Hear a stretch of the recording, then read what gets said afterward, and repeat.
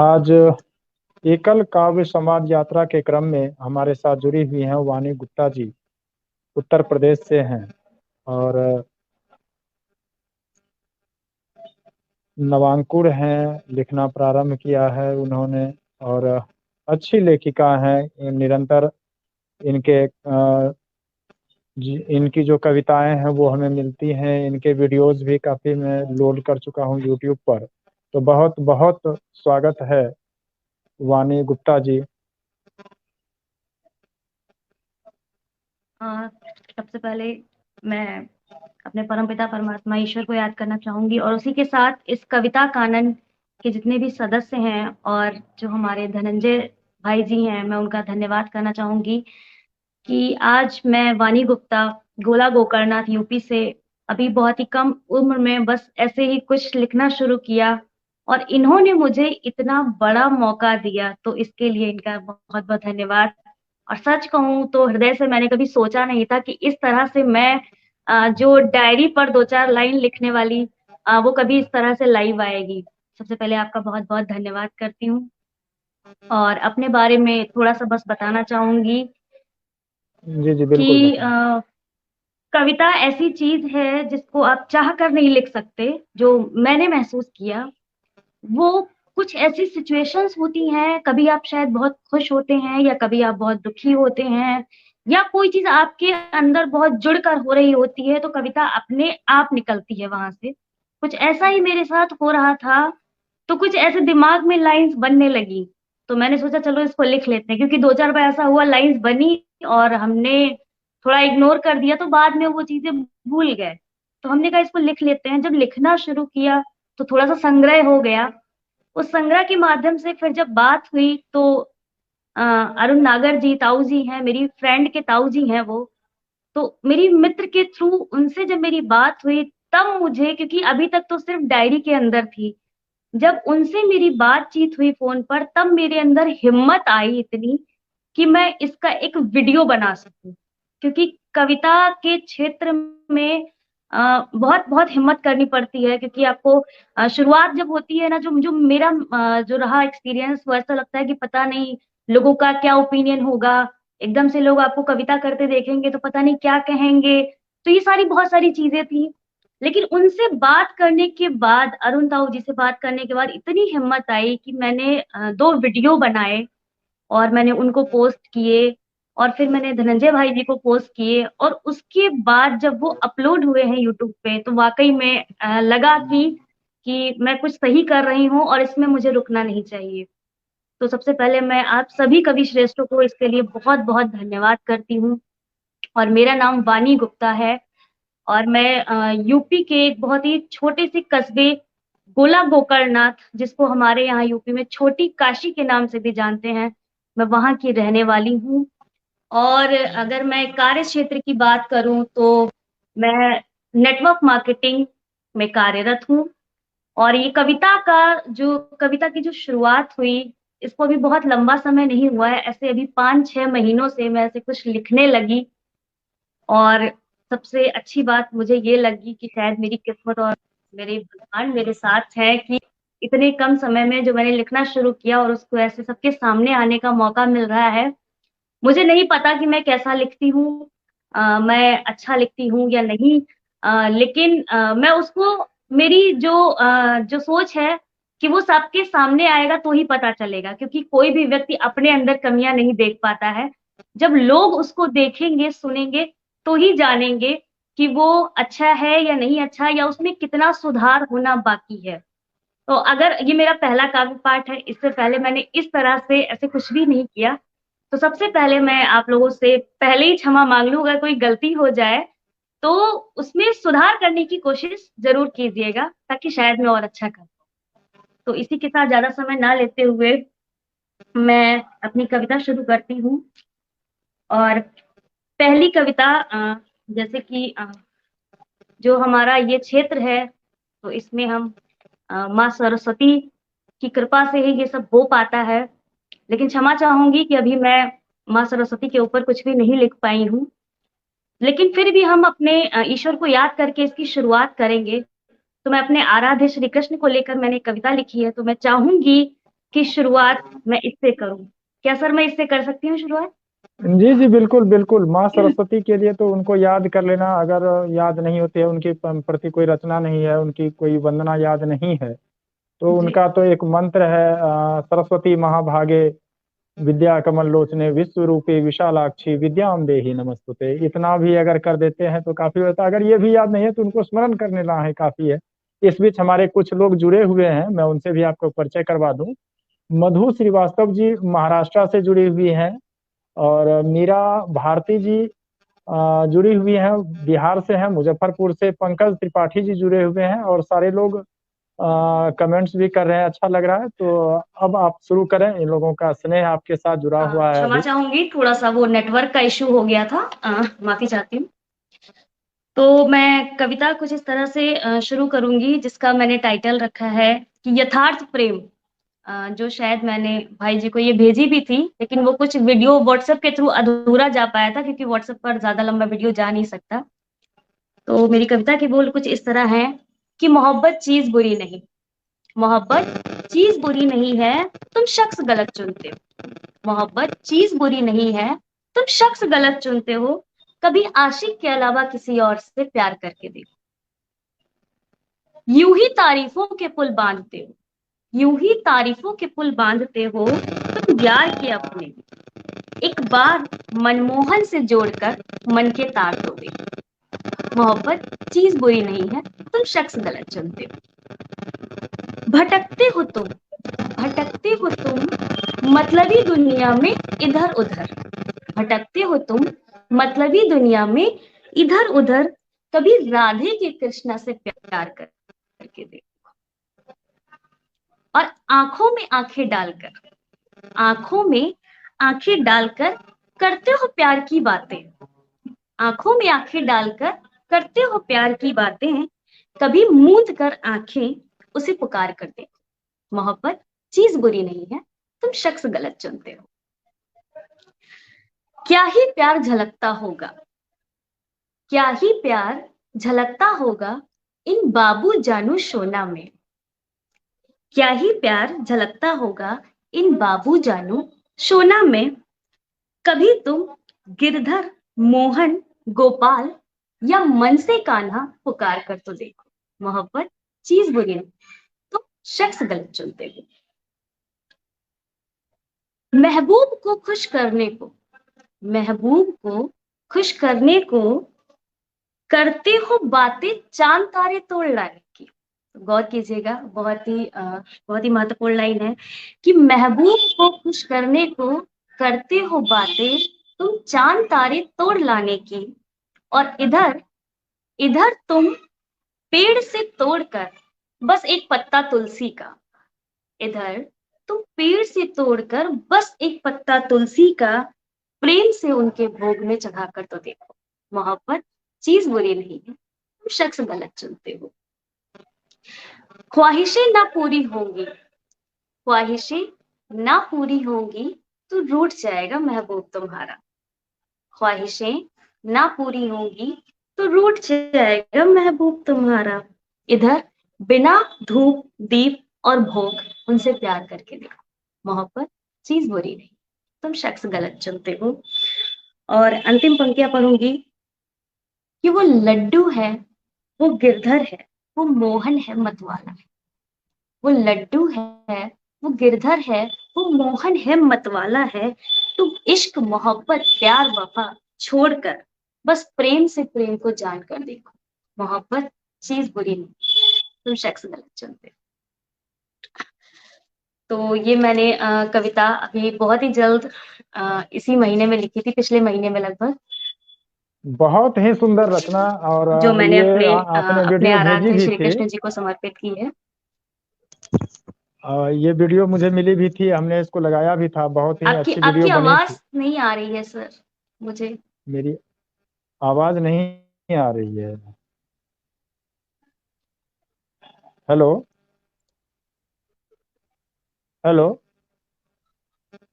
मेरी आवाज जा रही है? हाँ धनंजय जी, आपकी आवाज मुझ तक नहीं आ रही है। आप मेरी कुछ कह आवाज रहे हैं, शायद मैं सुन नहीं पा रही हूँ। मेरी आवाज आ रही है अब? हेलो।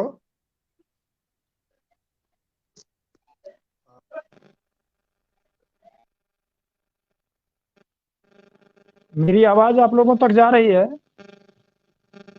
मैं मधु जी या मीरा जी से पूछना चाहूंगा, मेरी आवाज जा रही है उन तक?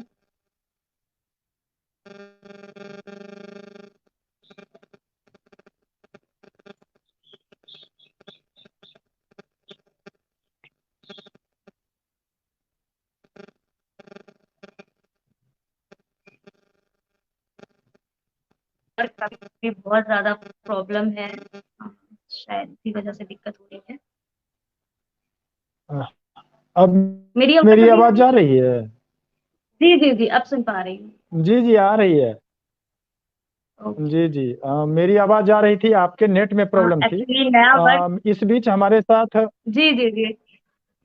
जी जी, मधु श्रीवास्तव जी जुड़ी हुई हैं, इनका स्नेह आपको मिल रहा है। और मीरा भारती जी लिख रही हैं, कृपा, कृष्ण कृपा आपके काव्य भविष्य को निर्धारित करती है। और अरुण धन्यवाद नागर जी आपका। जुड़े हुए हैं, हमारे हमारे मित्र हैं, वरिष्ठ रचनाकार हैं, अच्छी रचनाएं करते हैं, बहुत अच्छा, उनकी पेंटिंग्स अच्छी होती है और रेखा चित्र अच्छा बनाते हैं अरुण नागर जी। और हमारे काव्य जो संकलन निकलती है या फिर जो हमारी पत्रिका आती है, ई मासिक पत्रिका जो आती है कविता कानून, उसमें इनके रेखा चित्र अक्सर दिखाई देते हैं। अरुण नागर जी बहुत उम्दा इंसान है, अच्छी रचनाएं भी होती है इनकी, हमारे साथ जुड़े हुए हैं। तो तमाम लोगों हमारे साथ जुड़े हुए हैं। इंदू जी बिहार से जुड़ी हुई है। तो तमाम दर्शकों का हार्दिक अभिनंदन है और नव वर्ष की ढेर सारी शुभकामनाएं। हमारे साथ आज जुड़ी हुई हैं उत्तर प्रदेश से वाणी गुप्ता, बहुत ही अच्छी उम्दा रचनाएं लिखती हैं और बोलती हैं। और सबसे बड़ी बात, नवांकुर है, नए बच्चे हमारे सामने आते हैं तो बहुत ही खुशी होती है। तो आज काव्य पाठ प्रारंभ करवाते हैं इनसे और अगली रचना इनसे सुनते हैं। धन्यवाद धनंजय जी। और अगला मैं एक 4 लाइन की कुछ पंक्तियां, जो मैं फिर से कुछ कान्हा से ही संबंधित हैं। इसके बाद मैं और भी पंक्तियां सुनाऊंगी, और ज्यादातर मैंने जो लिखा है वो श्रृंगार रस पे लिखा है अभी तक, तो मैं वो भी आगे सुनाऊंगी। तो 4 पंक्तियां ये बहुत ही महत्वपूर्ण हैं कि मैंने भी मंदिर में एक धागा बांधा था। मैंने भी मंदिर में एक धागा बांधा था, और कोई छोटी ख्वाहिश नहीं थी मेरी। कोई छोटी ख्वाहिश नहीं थी मेरी, खुशियों का पूरा समंदर मांगा था। और वक्त तो लगेगा मेरी दुआ कबूल होने में। वक्त तो लगेगा मेरी दुआ कबूल होने में, आखिर मन्नत में कान्हा से कान्हा जो मांगा था। और ये 4 पंक्तियां मैंने तब लिखी। ऐसा होता है ना कि जब इस उम्र में लड़की होती है तो उस पर शादी का बहुत प्रेशर होता है। तो ऐसा होता है ना कि रिश्तेदार लोग बहुत पूछते हैं या जो भी मिलता है कि भाई शादी कब कर रही हो। तो मैं बहुत परेशान हो गई थी कि आखिर मैं क्या इनको जवाब दूं। तो तब मैंने ये 4 पंक्तियां लिखी कि वक्त तो लगेगा मेरी दुआ कबूल होने में, आखिर मन्नत में कान्हा से कान्हा जो मांगा था। और इसी बहुत के साथ बहुत उम्दा, मैं बहुत ही उम्दा, आपने बहुत ही अच्छी रचना लिखी है। अब मैं श्रृंगार रस पे कुछ रचनाएं आपको सुनाऊंगी।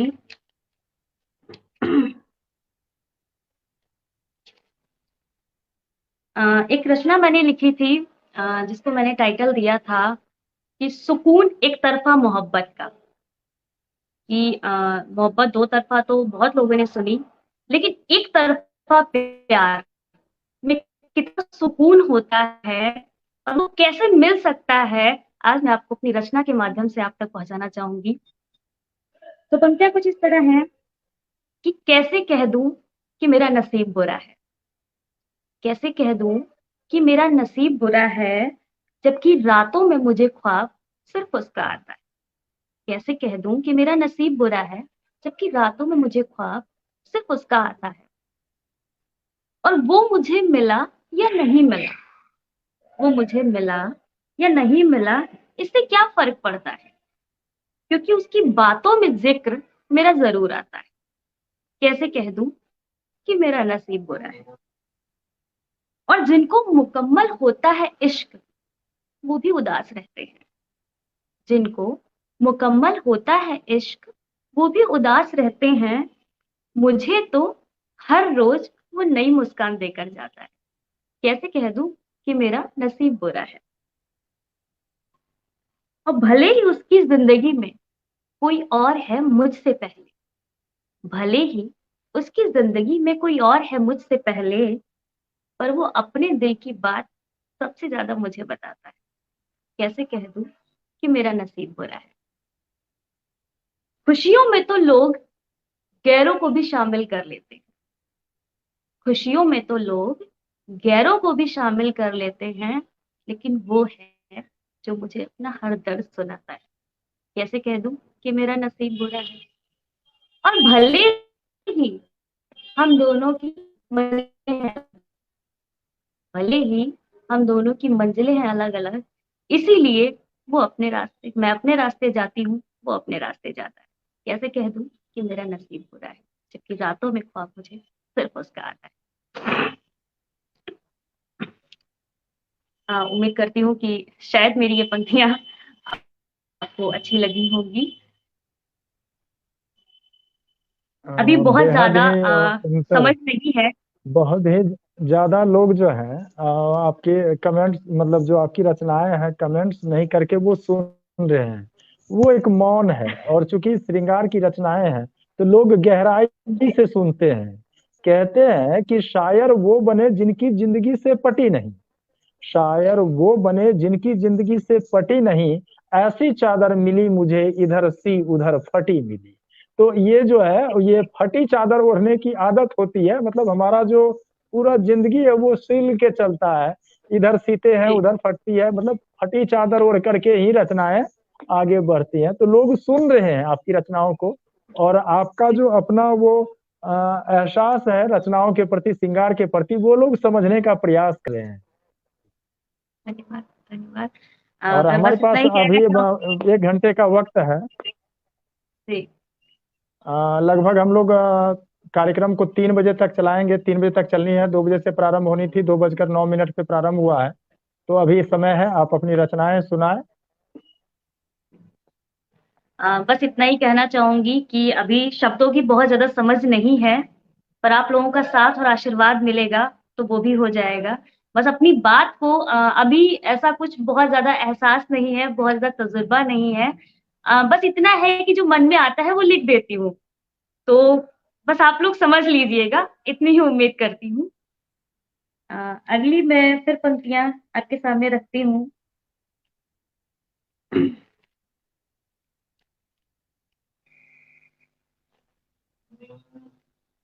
एक मैंने अभी हाल ही में 4 पंक्तियां लिखी, कुछ ऐसे ही मन में आ गई। राष्ट्र के प्रति प्रेम को लेकर कभी कभी होता है ना कि मन में बहुत उथल पुथल चलती है और फिर चीजें जो है वो पन्नों पर लिख जाती हैं। तो पंक्तियां कुछ इस प्रकार हैं। अपनी भाषा को लेकर, क्योंकि हम भारत में रहते हैं, हिंदुस्तान में रहते हैं, और हमें हमारी जो भाषा है यहाँ की वो हिंदी है, लेकिन वो हिंदी कितना पिछड़ गई है उस पर बहुत ज्यादा एक बार मन में उथल पुथल चल रही थी, तो कुछ पंक्तियां लिख दी मैंने। मैं आप तक जरूर पहुंचाना चाहूंगी। वो पंक्तियां इस प्रकार हैं कि भारत में रहती है पर हिंदी का इतना ज्ञान नहीं, भारत में रहती है हिंदी का इतना ज्ञान नहीं, और मातृभाषा से यूं रिश्ता तोड़ना क्या देश का ये अपमान नहीं। और अंग्रेजी में किट पिट करते, अंग्रेजी में किट पिट करते हिंदी को समझना आए, और अंग्रेजी को शान समझते हिंदी बोलन में शर्माए, और झूठी शान में जीने वालों, झूठी शान में जीने वालों, तुम में जरा भी आत्मसम्मान नहीं है। भारत में रहते हैं हिंदी का इतना ज्ञान नहीं। तो ये पंक्तियाँ 4 पंक्तियाँ मैंने जो है कुछ हिंदी भाषा को लेकर एक बार बहुत ऐसा महसूस हुआ कि आज का युग है, उसमें ऐसे अगर आप कहीं जैसे जब मैं कहीं बाहर जाती हूँ, तो लोग हिंदी बोलना अपमान समझते हैं और अंग्रेज़ी बोलना अपनी शान समझते हैं। वो अब अंग्रेजी में जो है बातचीत करना शुरू कर देते हैं। ये बिना जाने कि सामने सामने वाले को अंग्रेजी आती है या नहीं आती है। और फिर सामने वाले को जज भी करने लगते हैं उस हिंदी के प्रति, जबकि वो भूल चुके हैं कि वो किस देश में रह रहे हैं और उस देश की मातृभाषा क्या है। तो मुझे बहुत ज़्यादा महसूस हुआ वो दर्द, और ये रचना मैंने लिख दी उस पर। और इसी के साथ मैं आपको कुछ बहुत और ही भी पंक्तियाँ सुनाऊँ। सुंदर रचना, बहुत ही सुंदर रचना। आपकी रचना जो है हिंदी के प्रति बहुत अच्छी लगी। और वैसे भी माँ भारती की बिंदी है हिंदी, तो इसके प्रति तो सम्मान आनी ही चाहिए। माँ भारती की बिंदी हिंदी ही तो है। बिल्कुल। और एक अभी हाल ही में मैंने अ, कविता लिखी, कविता पर कविता लिखी। कहने का अर्थ है कि जो लिखते हैं वो तो सारी कविताएँ ही हैं। तो मैंने कविता पर एक कविता लिखने की कोशिश की है और आप तक वो शब्द पहुँचाना चाहूँगी। तो वो मेरी कविता इस तरह से है कि शब्दों के जो बाढ़ चला दे, शब्दों के जो बाढ़ चला दे, और मन से मन की तार मिला दे। शब्दों के जो बाढ़ चला दे, मन से मन की तार मिला दे, और नफरत में भी प्रेम जगा दे। वो ही तो होती है कविता, ऐसी ही होती है कविता। मौन जो कह दे मौन ही सुन ले, खामोशी को यूं ये समझ ले। मौन जो कह दे मौन ही सुन ले, खामोशी को जो ये समझ ले। और मन के भीतर से जो उपजे, वो ही तो होती है कविता, ऐसी ही होती है कविता, ऐसी ही होती है कविता। और अगली पंक्तियां मैं पढ़ना चाहूंगी कि दुनिया से कहने से डरे जो।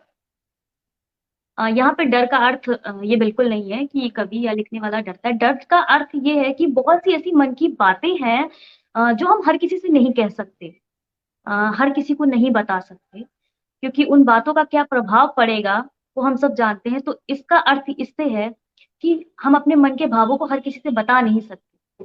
तो दुनिया से कहने से डरे जो, मन ही मन भीतर से मरे जो,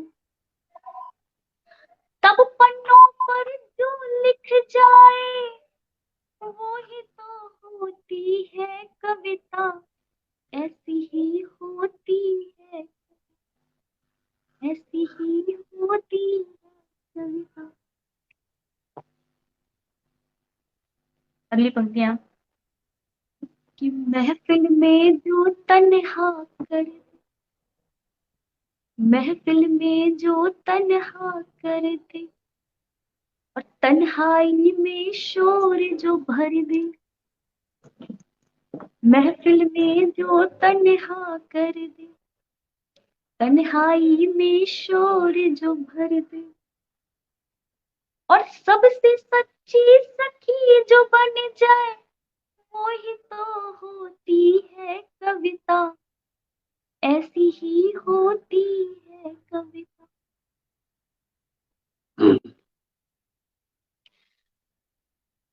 ये दुनिया रंगों का मेला, ये दुनिया रंगों का मेला, यहाँ साथ रहे कोई रहे अकेला। ये दुनिया रंगों का मेला, यहाँ साथ रहे कोई रहे अकेला। पर साथ कभी ना छोड़े जो, वो ही तो होती है कविता, ऐसी ही होती है, ऐसी ही होती है। और अंतिम पंक्तियां पढ़ती हूँ कि मेरे तेरे इसके उसके, सबके मन को जो भा जाए। कविता एक ऐसी चीज है जो मुझे नहीं लगता कि किसी को भी पसंद ना आए, तो उस पर मैंने लिखा कि मेरे तेरे इसके उसके, सबके मन को जो भा जाए, और मेरे दिल का हाल लिखा मैंने, तेरे दिल को भी छू जाए। और आंखों से जो अश्रु गिरा दे, आंखों से जो अश्रु गिरा दे, साथ ही मुख मुस्कान भी आए, वो ही सबसे अच्छी कविता, मेरे मन की सच्ची कविता, वो ही तो होती है कविता, ऐसी ही होती है। ये मैंने अभी बहुत ही हाल में लिखी, बहुत ही अभी कम समय में। मुझे लगा कि शायद ये यहाँ पर सुनानी चाहिए, क्योंकि अभी तक मेरे पास बहुत बड़ी कोई कविता थी नहीं। ये मुझे लगा कि शायद थोड़ी-सी है, तो इसके आप साथ मैं आपको कुछ बता गाती बहुत अच्छा हैं, और इस बीच हमारे साथ संगीत के विशेषज्ञ जुड़े हुए हैं, संगीत के साधना से जुड़ी हुई मधु श्रीवास्तव जी जुड़ी हुई हैं।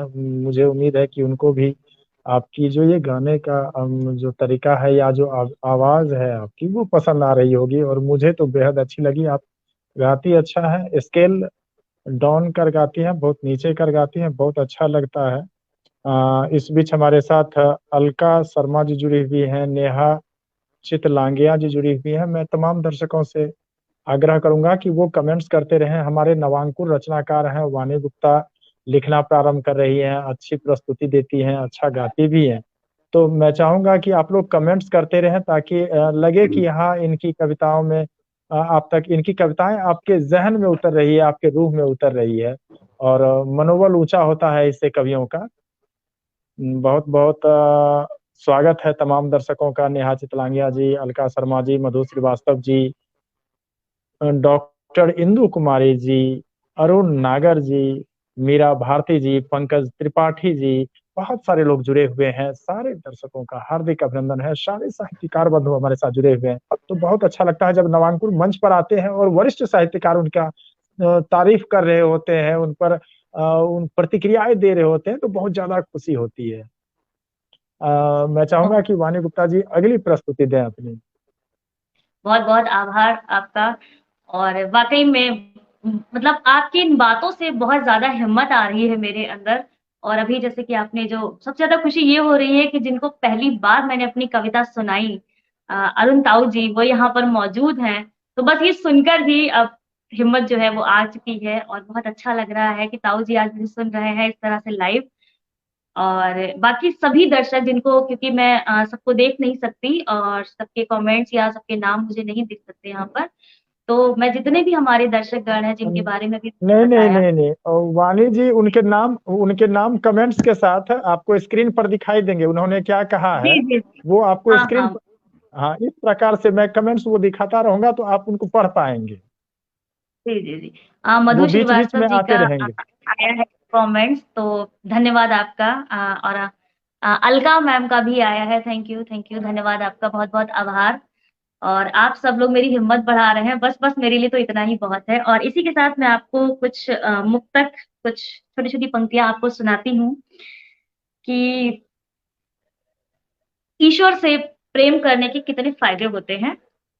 तो मैंने 2 पंक्तियाँ इस पर लिखी कि इंसानों से मोहब्बत करके तो बिखर ही गए थे। इंसानों से मोहब्बत करके तो बिखर ही गए थे हम, तुमसे दिल क्या लगाया कान्हा ज़िंदगी सँवर गई। वाह, वाह, वाह! ऐसे ही मैंने कुछ और भी पंक्तियाँ लिखी हैं।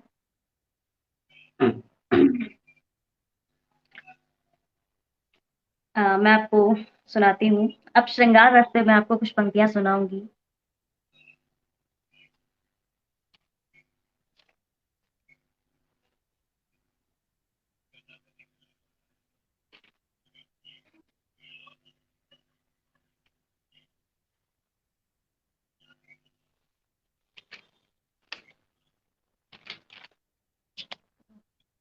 एक मैंने और कविता लिखी थी प्रेम पर ही, कि जब कोई अपना प्रेम व्यक्त करता है, तो जब कोई किसी को बहुत ज्यादा प्रेम करता है तो वो कैसे व्यक्त कर रहा है।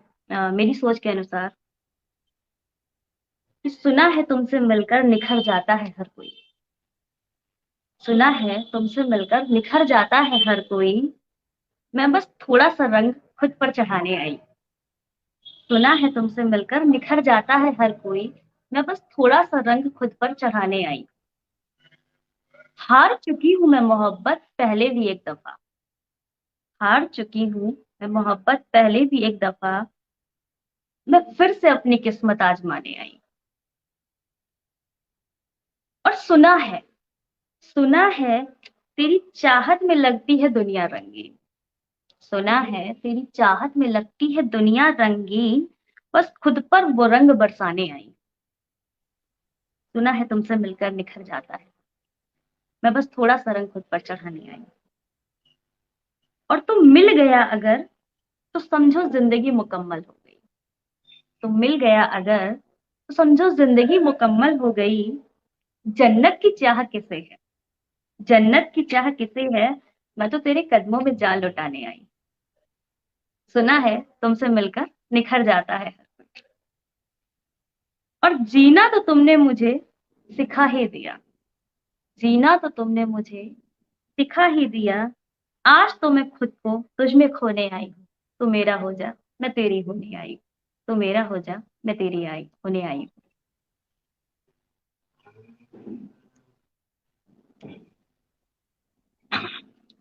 बहुत ही सुंदर रचना आपकी। रचना पर प्रतिक्रियाएं, अब चूंकि श्रृंगार की रचना है तो सोचना पड़ता है कि प्रतिक्रिया कैसे दी जाए।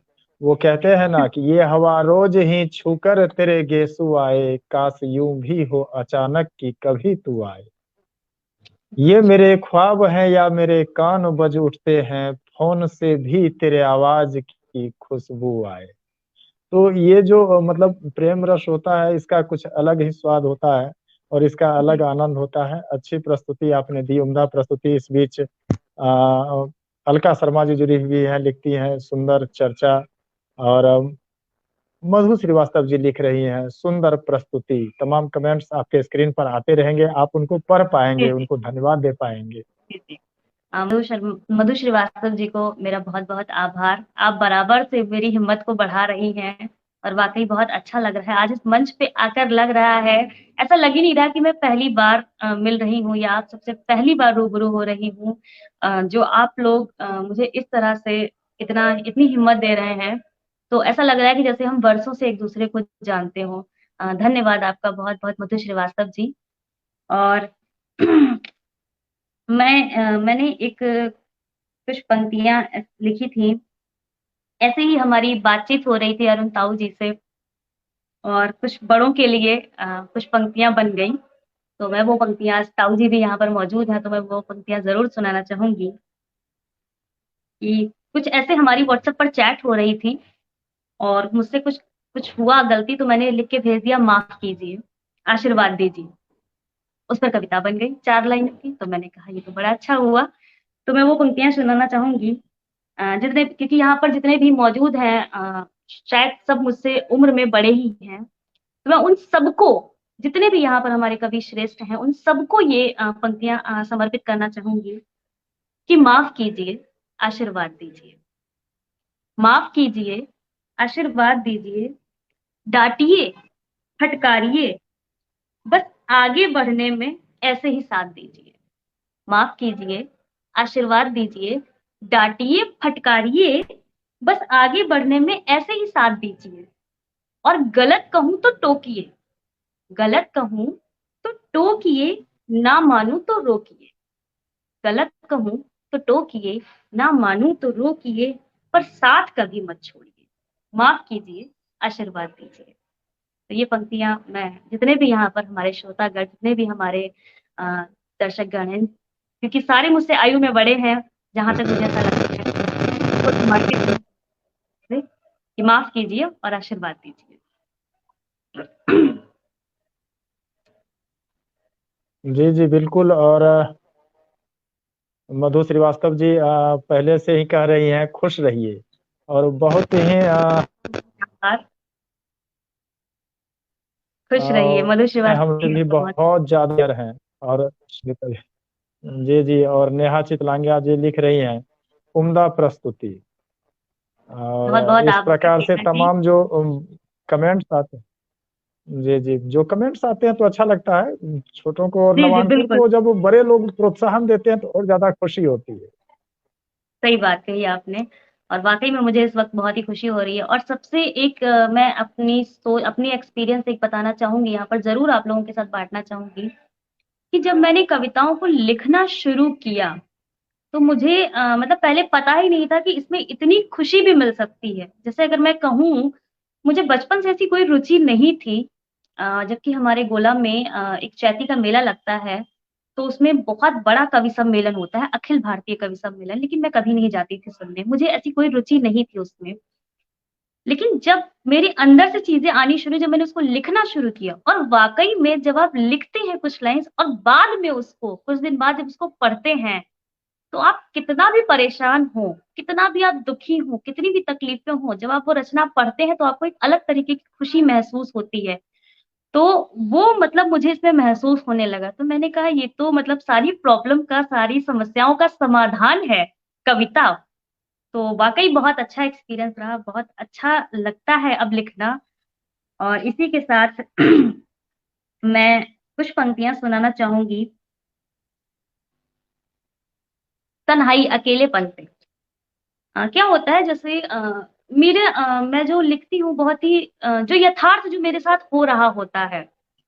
जैसे कि जब कोई अगर अकेला रह रहा होता है, कोई भी व्यक्ति या उसके साथ कोई है नहीं या कोई बाहर अकेला रह रहा है या मान लिया वो अकेला ही है, तो जो समाज है वो कुछ मतलब हद से ज़्यादा सिम्पैथी सहानुभूति उसको दिखाने लगता है। हालाँकि इसकी आवश्यकता नहीं होती है, ठीक है? क्योंकि हर किसी की अपनी-अपनी ज़िंदगी है। लोगों को ऐसा लगता है कि कोई व्यक्ति अगर अकेला रह रहा है तो वो बहुत परेशान ही होगा, ऐसा बिल्कुल भी नहीं है। तो मैंने उस पर कुछ पंक्तियाँ लिखी, जैसे मैं भी अकेली रहती हूँ, तो बहुत से लोगों को लगता है कि कैसे करती होगी ये सब, कैसे अकेले ओहो हो! तुम तो बड़ी परेशान होगी, बड़ी समस्याएँ आती होंगी। तो मैंने उस पर कुछ पंक्तियाँ इस तरह लिखी कि दुनिया की नज़र में बहुत अकेली हूँ मैं। दुनिया की अ, नेहा चंदा जी, उम्दा प्रस्तुति धन्यवाद, बहुत-बहुत आभार आपका कि दुनिया की नज़र में बहुत अकेली हूँ मैं, पर उन्हें क्या पता, तू हर वक़्त मेरे साथ रहता है। दुनिया की नज़र में बहुत अकेली हूँ मैं, पर उन्हें क्या पता, तू हर वक़्त मेरे साथ रहता है। और जिस्म का साथ होना ज़रूरी तो नहीं, जिस्म का साथ होना ज़रूरी तो नहीं, तू रूह से मेरे आस-पास रहता है। लेट जाती हूँ जब बिस्तर पर और पलटती हूँ अपनी नज़र। लेट जाती हूँ जब बिस्तर पर और पलटती हूँ अपनी नज़र, तो चुपके से टकटकी लगाकर तेरे देखने का एहसास होता है और दुनिया की नज़र में बहुत अकेली हूँ। पर उन्हें क्या पता, तू हर वक़्त मेरे साथ रहता है। उठती हूँ उठती हूँ जब सुबह एक खिली मुस्कान के साथ। उठती हूँ जब सुबह एक खिली मुस्कान के साथ, तो उसका कारण मैं नहीं, रातों में आया तेरा ख्वाब होता है। दुनिया की नज़र में बहुत अकेली हूँ मैं। और जब अकेले कमरे में मैं करती हूँ अलबेली अटपटी सी हरकतें। जब अकेले कमरे में मैं करती हूँ अलबेली अटपटी सी हरकतें, तो खिलखिलाकर तेरे हँसने का मुझे एहसास होता है और सर पे हाथ रखकर शर्माकर मैं भी मुस्कुरा देती हूँ। सर पे हाथ रखकर शर्माकर मैं भी मुस्कुरा देती हूँ कि तू ना होकर भी कितने मेरे पास होता है। दुनिया की नज़र में बहुत अकेली हूँ मैं। और महफ़िल हो या तन्हाई, मैं अक्सर हंसने लग जाती हूँ। महफिल हो या तन्हाई, मैं अक्सर हंसने लग जाती हूँ, क्योंकि तेरे सुनाए वो अजीब से चुटकुले का हमेशा मेरे दिल पर राज होता है। दुनिया की नजर में बहुत अकेली हूँ मैं, पर उन्हें क्या पता तू हर वक्त मेरे साथ रहता है।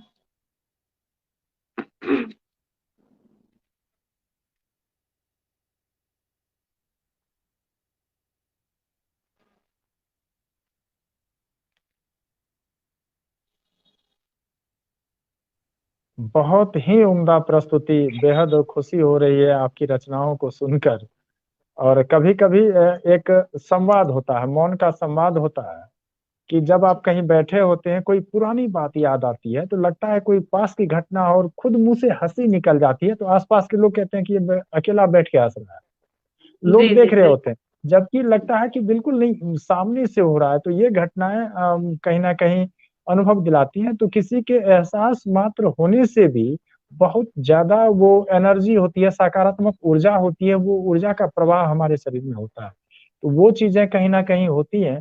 और आपने बिल्कुल एकांत पर वो चीजें लिखी हैं, और तमाम एकांत को एक साथ लिखा है कि एकांत में भी संगीत होता है। वो मुझे मधु श्रीवास्तव जी की रचना भी मैंने सुनी थी, तो उसमें भी जो मौन का संवाद था, और आपके जो मौन में जो संवाद है, अच्छी लगती है। और बिल्कुल जो अकेला इंसान होता है, कहीं ना कहीं वो ज्यादा जिम्मेवार होता है खुद के प्रति, जी समाज के प्रति, और देश के प्रति, क्योंकि उसमें जो है कुछ कर गुजरने की क्षमता होती है, और एकांत में कुछ वो नई चीजें सोचता है, तो अच्छा लगता है। बहुत बहुत उम्दा रचना आपने पढ़ी, बहुत अच्छा लगा। इस बीच हमारे साथ ऋषि श्रीवास्तव नारायण जी जुड़े हुए हैं, और लगातार इनके लाइक्स आ रहे हैं। अच्छा लग रहा है, इनके लाइक्स मिल रहे हैं।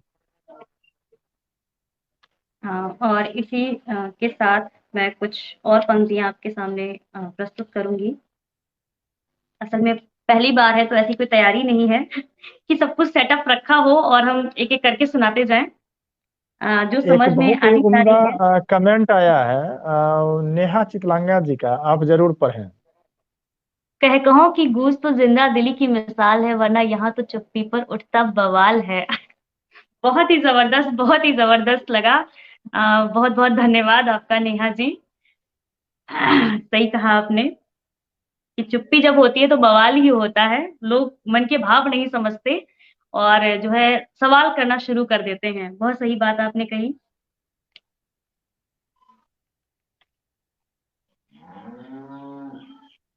एक कविता जो मैंने सबसे पहले जिसका वीडियो धनंजय भाई जी को भेजा था, वो रचना थी माँ पर, और शायद उसको थोड़ा सा पसंद भी किया गया था, जो मैंने अभी तक नहीं सुनाई, पर वो मेरे दिल के सबसे ज्यादा करीब है। और अगर मैं कविता की बात करूं, एक थोड़ी सी ज्यादा लाइनें, ज्यादा पंक्तियां मैंने उसी कविता में शुरुआत की लिखकर, और वो मेरी मतलब व्यक्तिगत उससे जुड़ाव है। वो मैं आप सबके सामने जरूर प्रस्तुत करना चाहूंगी फिर से इस लाइव सेशन में। जिसको आप कह सकते हैं कि माँ की उपमा। उसकी पंक्तियां कुछ इस प्रकार हैं। ये एहसास वो कर सकता है जिसके पास माँ नहीं है, या जो माँ से दूर रह रहा है, या जिसने अपनी माँ को खो दिया, कि माँ जब होती नहीं है तब पता चलता है कि उसकी कीमत क्या है।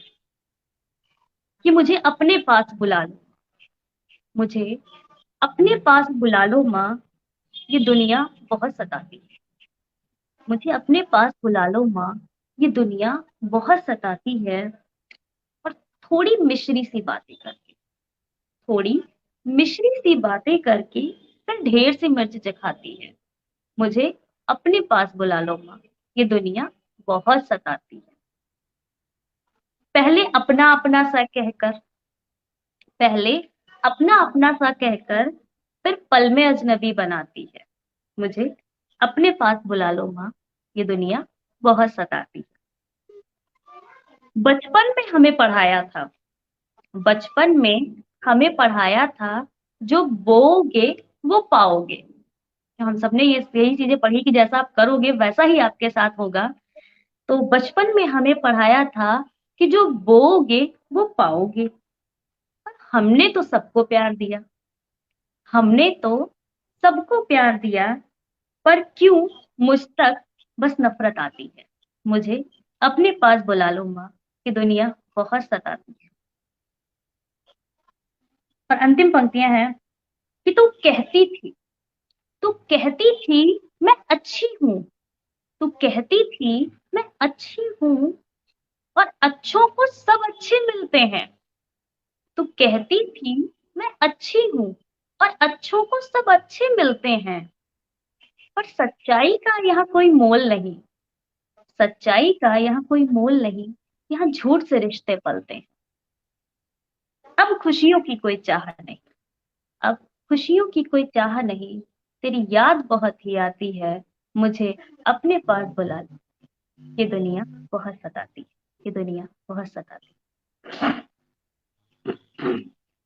और इस बीच कमेंट आए हैं मीरा जी का। मीरा भारती जी मुजफ्फरपुर से हैं, रिटायर्ड प्रोफेसर हैं, सेवानिवृत्त हो चुकी हैं। तो इनका कमेंट आया है, आप जरूर पढ़ें इनको। जी मीरा जी, शब्द भाव विचार अभिव्यक्ति से भरपूर। धन्यवाद, बहुत बहुत आभार मीरा जी आपका। अ, और शायद आप इस बीच हमारा जो कार्यक्रम होता है, 1 घंटे का कार्यक्रम होता है, लगभग समाप्ति की ओर बढ़ रहा है और पता ही नहीं चला कि कब 1 घंटे बीत गए। तो मैं चाहूंगा कि एक क्षणिका के साथ कार्यक्रम की समाप्ति पर हम लोग करेंगे। और इस बीच नेहा चितलांगिया जी कुछ लिख रही हैं, इनको भी एक बार पढ़ा जाए। अच्छी लेखिका है, कविता कानून से प्रारंभ से जुड़ी हैं और अच्छा लिखती हैं। इनकी रचनाएं मैं खुद बड़े शौक से पढ़ता हूँ। बहुत ही अच्छा लिखा नेहा जी ने कि भटके अगर कभी हम पथ से, हमको राह दिखाती माँ, जीवन रूपी कुरुक्षेत्र की सारथी बन जाती माँ। बिल्कुल सही बात कही, बिल्कुल ही सही।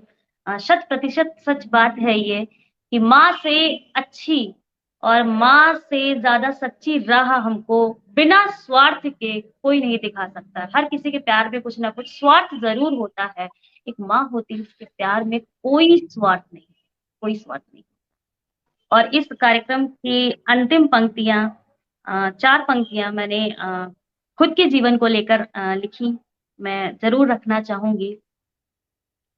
अ, उन लोगों के लिए ये मैंने लिखी, जिनको क्या होता है, जो लोग आप पे सवाल उठाते हैं, जो आपको जज करते हैं जिंदगी में।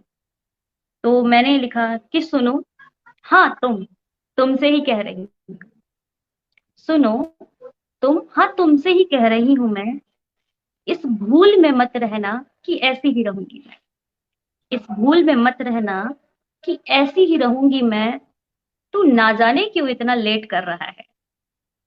इस भूल में मत रहना कि ऐसी ही रहूंगी मैं, तू ना जाने क्यों इतना लेट कर रहा है। तू ऐसे ही करता रहे किसी और को डेट, तू ऐसे ही करता रहे किसी और को डेट, यहाँ मेरा खुद का वर्जन अपडेट हो रहा है। तो इसी के साथ ये मेरी अंतिम पंक्तियां, और आप सबका बहुत बहुत धन्यवाद। और नेहा चितलांगिया जी लिख रही हैं, बहुत सुंदर प्रस्तुति। और बहुत बहुत आभार। बिल्कुल आपके मैं समझता हूँ कि वाणी गुप्ता जी के समकक्षी होंगे कुमारी गुड़िया गौतम।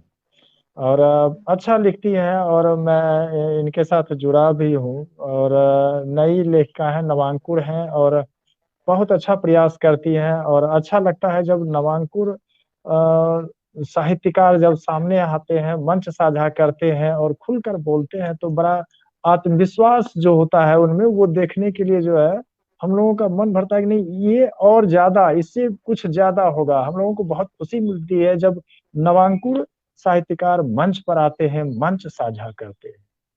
तो और सबसे खास बात मैंने पहले भी कहा कि हमारे जो वरिष्ठ हैं वो जब कमेंट्स करते हैं, उनकी सराहना करते हैं, अपनी प्रतिक्रियाएं देते हैं, तो मैं समझता हूँ कि ये जो आशीर्वाद है, ये जो आशीष है नवांकुरों के लिए, इन्हें प्रोत्साहन का काम करती है। तमाम जो साथी हमारे साथ जुड़े हुए थे, दर्शक बंधु जुड़े हुए थे, मीरा भारती जी जुड़ी हुई थी, नेहा चितलांगिया जी जुड़ी हुई थी, ऋषि श्रीवास्तव, नारायण जी जुड़े हुए थे, मधु श्रीवास्तव जी जुड़ी हुई थी, अलका शर्मा जी जुड़ी हुई थी, डॉक्टर इंदु कुमारी जी जुड़ी हुई थी, अरुण नागर जी जुड़े हुए थे, पंकज त्रिपाठी जी जुड़े हुए थे।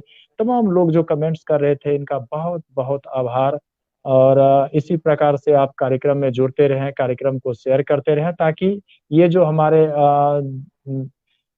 छुपे हुए जो रचनाकार हैं, जिनको कि हम मंच पर लाते हैं, मंच साझा करते हैं, या फिर नवांकुर साहित्यकार जिनको कि मंच मिलता है, इन्हें बहुत ज़्यादा इससे प्रोत्साहन मिलेगा। आप इन्हें कमेंट करते रहें, शेयर करते रहें। बहुत-बहुत आभार वाणी गुप्ता जी, आपको मंच पर आने के लिए।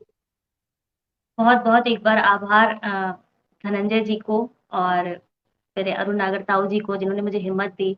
और यहाँ पर जितने भी श्रोता, जितने भी दर्शकगण थे, जितने भी कवि श्रेष्ठ थे, उन सबको बहुत-बहुत आभार कि मुझे कभी नहीं लगा था कि ये मेरी डायरियों में लिखने वाली 2-4 लाइनें इस तरह इतने लोगों के सामने और मैं बोल पाऊँगी, क्योंकि लिखना तब भी आसान है, बोलना उससे भी ज़्यादा कठिन है। तो ऐसा लगा कि शायद मैंने सीढ़ी पर जो है पहला कदम बढ़ाया आज आप लोगों के माध्यम से। और वाक़ई ये कविता कानन जो मंच है, बहुत ही बड़ा मंच है, जहाँ से धनंजय जी जो इतनी मेहनत कर रहे हैं लोगों को ढूँढ-ढूँढ कर ऊपर उठाने का, तो वाक़ई हम जैसे छुपे हुए डायरियों में छुपे रहने वाले भी शायद आगे बढ़ जाएँगे। तो आपका बहुत-बहुत धन्यवाद, बहुत हृदय से बहुत-बहुत आभार। एक बार फिर तमाम दर्शकों को बहुत-बहुत धन्यवाद आने के लिए और नव वर्ष की मंगल कामनाएँ।